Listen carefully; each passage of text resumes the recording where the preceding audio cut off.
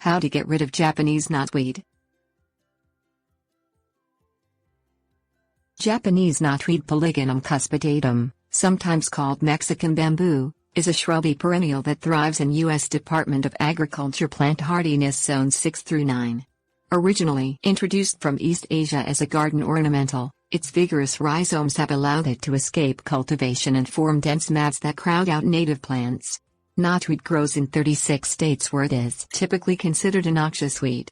Although difficult to eradicate once established, you can still successfully suppress knotweed plants through mechanical and chemical means. Digging up knotweed. Grubbing effectively works for small knotweed plants or patches.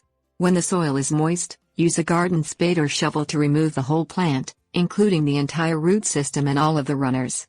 Even a small, 1-inch piece of plant can resprout and start a new knotweed colony if you leave it in the soil.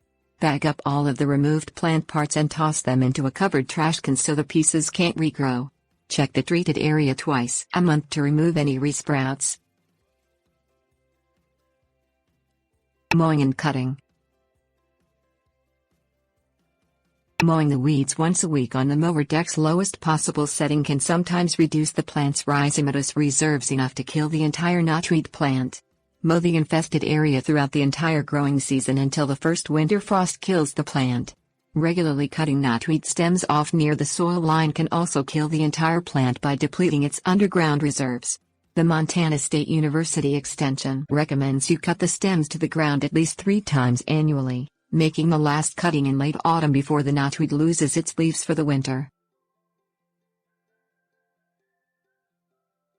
Cut stem application. The cut stem application method is effective on established knotweed colonies or those growing near desirable plants. Glyphosate-based herbicides work well on knotweed and can be easily applied using a spray bottle. Carefully read and follow the label's instructions. Most products recommend either using the concentrate undiluted or making a 50% solution of concentrate in water. Cut the knotweed stems 2 to 3 inches above ground level and immediately spray the glyphosate on the cut stem. Wait at least 1 week before mowing or cutting the treated stems so the chemicals have time to work down to the rhizomes. Hand pull, cut or spray any new sprouts that emerge. For optimal results, treat the weeds on a late summer or early autumn day when precipitation isn't expected for at least 60 minutes after treatment. Foliar Spray. Large knotweed populations often require a foliar application of the glyphosate herbicide to effectively eradicate the plants. Following the manufacturer's directions, mix together a 2% glyphosate solution, or about 2.5 fluid ounces for every gallon of water. Use a handheld garden sprayer to completely wet down all the foliage, but don't spray the leaves to the point of runoff. Repeat application annually until the entire colony dies. Foliar sprays work most effectively in the autumn when the weed is sending nutrients down to the roots for winter storage. Spray only when temperatures are above 65 degrees Fahrenheit. A few warnings. Glyphosate is a systemic herbicide that will kill any vegetation it touches.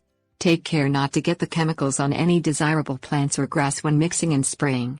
Although glyphosate isn't supposed to be toxic to people or pets, keep them out of the treatment area until the herbicide completely dries. Glyphosate can cause skin or eye irritation, so protect yourself from exposure by wearing rubber gloves, protective eyewear, shoes with socks, long sleeves and long pants.